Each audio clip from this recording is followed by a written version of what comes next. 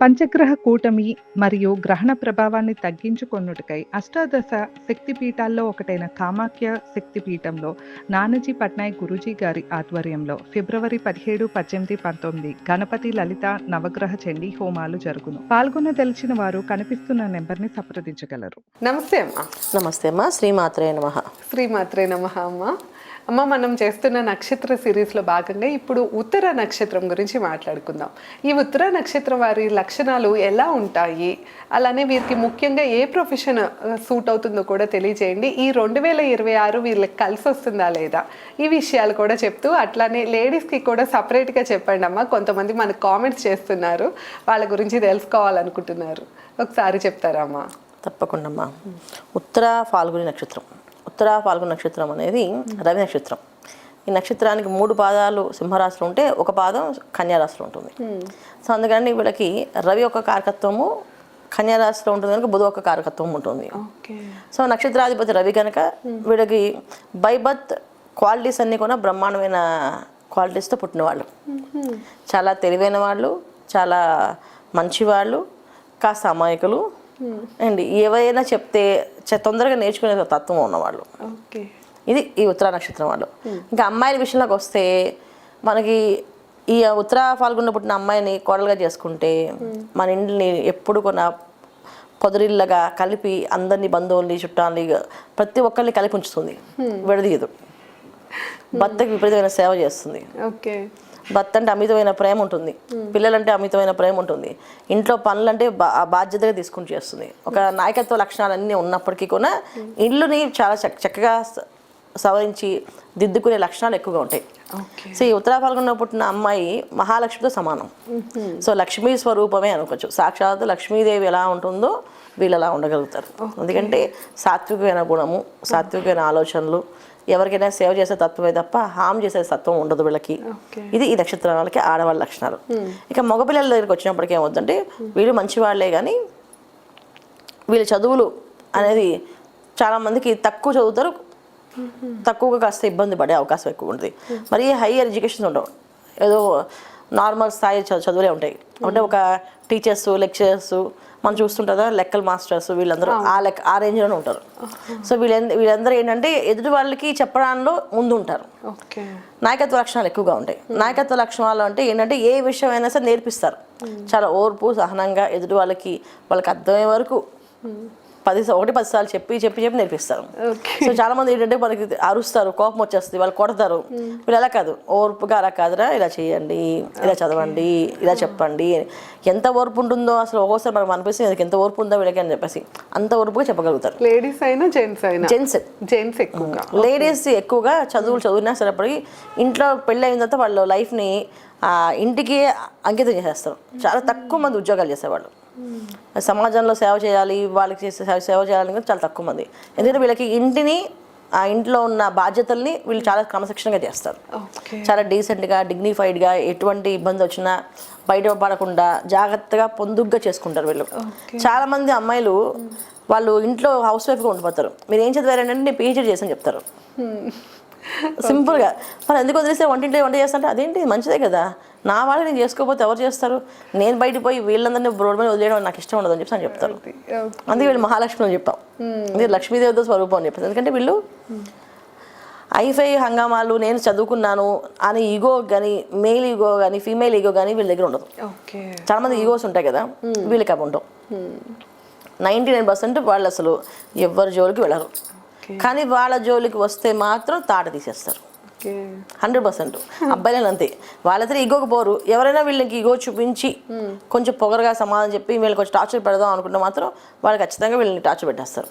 వాళ్ళు తెలియదు అప్పుడు అన్నీ ఓపెన్ చేస్తారు బయటికి. లేకపోతే వాళ్ళు తెలియదు పక్కన పెట్టేసి సాత్విగా చేసుకుంటూ వాళ్ళ పని ఏదో వాళ్ళు చేసుకుంటూ వాళ్ళేదో సంపాదించుకొని వాళ్ళేదో సాధించుకుందాం అనే రంగంలో తత్వమే ఉంటుంది తప్ప పక్క వాళ్ళతో పోటీ పడాలని కానీ, వాళ్ళ కన్నా మేము ముందుకు వెళ్ళాలని కానీ, అలా పోటీ రంగాల్లో మీరు దూసుకెళ్ళాలని కానీ అలాంటి ఆలోచనలే ఉండవు.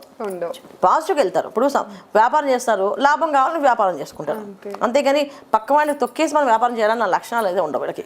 కానీ ఎవరైనా వీళ్ళు తొక్కుదాం అనుకుంటే మాత్రం ఖచ్చితంగా వీళ్ళు వాళ్ళకి అంతే చూసేస్తారు. 100% అలాంటి లక్షణాలు అనమాట. సో వాళ్ళకి వాళ్ళ జోలికి వెళ్ళాలని సేపు అది సామెత కదా, నా పొట్టలో వేలు పెట్టినంత కాలం నేనేమన్ను, నా పొట్టలో వేలు పెడితే పుడతానని చెప్పేసి ఆ తత్వం వీళ్ళకి. ఈ కాలానికి కరెక్ట్గా ఉంటారు. ఈ కాలం కరెక్ట్, ఈ కాలంలో వాళ్ళు చాలా కరెక్ట్. అందుకే మనకి ఉత్తర ఫాల్గుణ నక్షత్రాలు ఎప్పుడు కూడా చాలా రేరు జాతకాలు కానీ వాళ్ళు ఏదైనా పరిస్థితి కానీ వాళ్ళు బ్యాలెన్స్గానే ఉంటారు. ఎవ్రీథింగ్ బ్యాలెన్స్ చేసుకుంటారు, ప్రతిదీ బ్యాలెన్స్గా ఉంటారు. ఏదో మరీ అంత పట్టరాని సమస్య వస్తే తప్ప జాతకం దగ్గర రారు. ఇంకా వివాహాల విషయాల్లో వీళ్ళకి జీవిత భాగస్వాములు ఇద్దరికి ఎలా వచ్చినా వీళ్ళు మారిపోతారు. ఇప్పుడు వైఫ్ చాలా కోపం ఎక్కువ ఉంది, ఇతను మారిపోతాడు. అంతేగాని అది కోపంగా ఉంది నేను మాట్లాడను నన్ను తోసేస్తాను అనుకోరు. ఇంక మరీ అంత రాక్షస వైఫ్ వచ్చి వీడిని తోసేస్తే పాపం తప్ప ఇతను తప్పే ఉండదు. మంచి వాళ్ళే. అమ్మాయిల విషయంలో కూడా వాడు సాటిస్ చేసి భరిస్తుంది కాస్త, మరీ ఇంకా మరీ మితిమీరిపోతే ఏం చేస్తుంది తప్ప కానీ ఉంటుంది. జనరల్గా ఏంటంటే ఈ నక్షత్రం వాళ్ళు వివాహం చేసుకున్నాక చాలా మంది ఇప్పుడున్న కాలంలో మనం ఏదైనా పెళ్ళైన తర్వాత చిన్న చిన్న విషయాలకి డివోర్స్ తీసుకుంటారు. వీళ్ళు అలా కాదు, కాస్త చాలా ఓర్పు సహనంతో పట్టుదలతో పాపం దాన్ని మార్చుకుందాం అని చెప్పి లక్షణం ఉంటుంది. ఆ విషయాల్లో వీళ్ళకి 100 మార్కులు వేసేయచ్చు. అంటే 2 రాసులకి సంబంధించిన వాళ్ళు అలాగే ఉంటారు. సింహరాశి, కన్యారాశి వాళ్ళకి అలాగే ఉంటారు, అమ్మాయిలతో అలాగే ఉంటారు. ఇంకా కన్యారాశి వాళ్ళు ఇంకా తెలివిగా చేసుకుంటారు. ఇప్పుడు హస్బెండ్ పిచ్చి పిచ్చి వేషాలు వేస్తాను అనుకోండి, తెలివిగా వాళ్ళు ఎలా మార్చుకోవాలో తెలిసి అది తెలివిగా చేసుకుంటారు తప్ప ఇంటిల్లి పాతిని పిలిచేసి పంచాయతీలు పెట్టడం కానీ గొడవలు చేయడం కానీ ఉండదు. చాలా మంచి నక్షత్రం ఇది, చాలా మంచి వాళ్ళు. నేను చాలా మందికి మా అబ్బాయి నక్షత్రం తెలియదండి అంటే ఒకసారి ఉత్తర ఫాల్గుణ నక్షత్రం ఎత్తుకొని పెళ్లి చేసుకోండి అని చెప్తాను. ఎందుకంటే ఆ నక్షత్రం అమ్మాయిని చేసుకుంటే మీకు ఎలా ఉన్నా కలిసి వస్తుంది, చేసుకోండి చెప్తాను. దాంపత్య పరంగా బాగానే ఉంటుంది, దాంపత్య జీవితం బాగుంటుంది అన్న. ఫైనాన్షియల్ గ్రోత్ తక్కువ ఉంటుంది వీళ్ళకి ఫైనాన్షియల్ హై ఉండదు వీళ్ళకి, పాపం చాలా తక్కువ ఉంటుంది. లో ప్రొఫైల్లో మెయింటైన్ చేస్తారు. పైగా వీళ్ళకి లైఫ్లో ఎప్పుడు కూడా విపరీతం డబ్బు సంపాదించడం అనేది ఉండదు, చాలా తక్కువే ఉంటుంది. కానీ హ్యాపీగా ఉంటారు, ఉన్న దాంట్లో హ్యాపీగా బతుకుతారు, హ్యాపీగా ఉంటారు. ఏదో మాకు లేదని బాధ అని వాళ్ళకి ఏదో ఉందని అని ఉండదు, సాధిస్తారు. ఫైనాన్షియల్ గ్రోత్ అనేది చాలా తక్కువ మందికి అస్సలు ఉండదు. ఫైనాన్షియల్ గ్రోత్ చాలా తక్కువ మంది అది. ఓహో, దీంట్లో ఈ రంగంలో ఈ నక్షత్రం. ఓకే, ఏ రంగాల్లో ఎక్కువ చూస్తాం మనం వీళ్ళని? ఎక్కువ టీచర్స్, ఎక్కువ టీచర్స్, లెక్చరర్స్, తర్వాత ఓన్ ప్రొఫెషనల్స్, అడ్వకేట్స్, తర్వాత బాగా చదివితే బ్రహ్మాండంగా లగ్నానికి యోగకారకులైన వాళ్ళు ఉంటే డాక్టర్స్, రాజకీయ రంగాల్లోకి వెళ్ళడము, తర్వాత గవర్నమెంట్ సంబంధించిన ప్రొఫెషనల్లో గవర్నమెంట్ సంబంధించిన దాంట్లో వెళ్ళడము, ఇవి జరుగుతాయి. అది లగ్నం బాగుండాలి. జాతకానికి లగ్నం యోగం కాబట్టి ఇవన్నీ వస్తాయి. లేకపోతే ఒకవేళ లగ్నానికి యోగం కాకపోతే వీళ్ళకి ఇవి మంచి రంగాలు రాదు. నార్మల్గా స్కూల్ టీచర్స్గా, మాస్టర్స్గా మనం చూస్తున్న వాళ్ళందరూ ఉత్తర ఫాల్గుణ నక్షత్రం వాళ్ళే. ఈ 2026 ఎట్లా ఉందమ్మా వీళ్ళకి? 2026 వీళ్ళకి బాగానే ఉంటుంది. ఎందుకంటే వీళ్ళకి ఈ ఇయర్ బ్యాలెన్స్ చేసుకునే తత్వం ఏంటి, వీళ్ళకి మంచి జరిగేది ఏంటంటే సింహరాశి వాళ్ళకి, కన్యారాశి వాళ్ళకి కూడా లాభాలు కనిపిస్తున్నాయి కనుక వ్యాపారాల్లో అభివృద్ధి అనేది ఉంటుంది. ఓన్ ప్రొఫెషన్స్ వాళ్ళకి గుర్తింపు వస్తుంది. ఇప్పుడు ఒక అడ్వకేట్ కానీ గుర్తింపు లేదు, ఒక మంచి కేసు కూడా ఇప్పుడు వచ్చి బాగా గెలిచామని రాదు. ఈ సంవత్సరం ఆ కేసు గెలిచి వాదించి పెద్ద మంచి ప్రముఖమైన అడ్వకేట్గా మారే అవకాశం ఉంటుంది. అలా ఒక ప్రమోషన్. వివాహపరంగా వివాహాలు అయ్యే అవకాశాలు ఎక్కువ. వివాహాలు అయిపోతేనే వీళ్ళకి ఉత్తర ఫాల్గుణ నక్షత్రాలకి వివాహానికి దోషం ప్రాబ్లం ఏముండలేదు. అసలు వివాహాలు వాళ్ళకి ఏ రోజు ప్రారంభం చేస్తారో ఆ రోజు వివాహం అయిపోతుంది వాళ్ళకి. సంతానం యోగం బాగుంటుంది, సంతానం కూడా బాగుంటుంది వీళ్ళకి.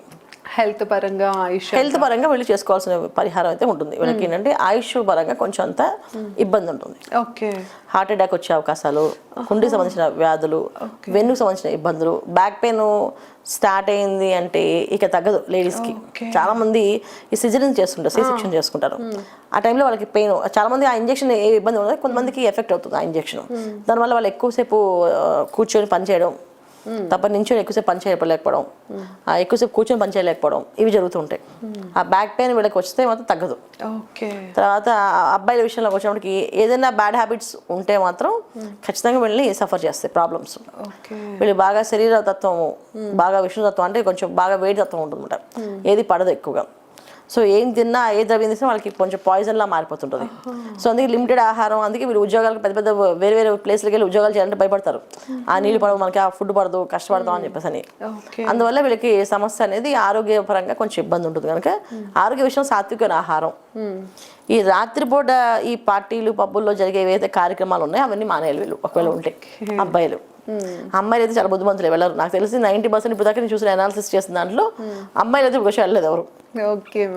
ఇల్లు వాకిలి, ఇల్లు కాలేజ్ తప్ప ఇంకా బయట ప్రపంచం. మళ్ళీ ఆఫీసు, ఇల్లు, ఇంటికి వచ్చేసి అమ్మ నాకు ఇది బాక్స్ ఒకటి పెట్టి తినేస్తాను. అదే బయట ఆహారం 90% తినరు, ఇంట్లో తింటారు. ఇప్పుడు కలియుగం కనుక ఉండొచ్చు, 10% వెళ్ళినా వెళ్ళొచ్చు. అలా ఒకవేళ వెళ్తే అమ్మాయిలైనా అబ్బాయిలైనా ఖచ్చితంగా ఈ బ్యాడ్ హ్యాబిట్స్ జోలికి వెళ్ళకూడదు. దైవారాధన చేసుకోవాలంటారు. వీళ్ళు ప్రతిరోజు సూర్యోదయం పూర్వం నిద్ర లేవడం, సూర్య నమస్కారాలు చేయడము, ప్రతి ఆదివారం నవగ్రహ ప్రదక్షిణాలు చేయడం, ఖచ్చితంగా నవగ్రహాలు ప్రదక్షిణాలు చేసుకోవాలి. ఇది వీళ్ళు జీవితాంతం చేసుకోవాల్సిన పరిహారం. ఓకే అమ్మా. సో మనం ఉత్తర నక్షత్రం గురించి అయితే ఈ వీడియోలో చాలా విషయాలు తెలుసుకున్నాము. ఇంకా మీరు ఎవరైనా పర్సనల్ చార్ట్ చెప్పించుకోవాలన్నా లేకపోతే ఎలాంటి సమస్యతో ఇబ్బంది పడుతున్నా కింద మేడం నెంబర్ ఇస్తున్నాం, తప్పకుండా కాంటాక్ట్ అవ్వచ్చు. ధన్యవాదాలు. నమస్తే అమ్మా. నమస్తే అమ్మా. శ్రీమాత్రే నమః.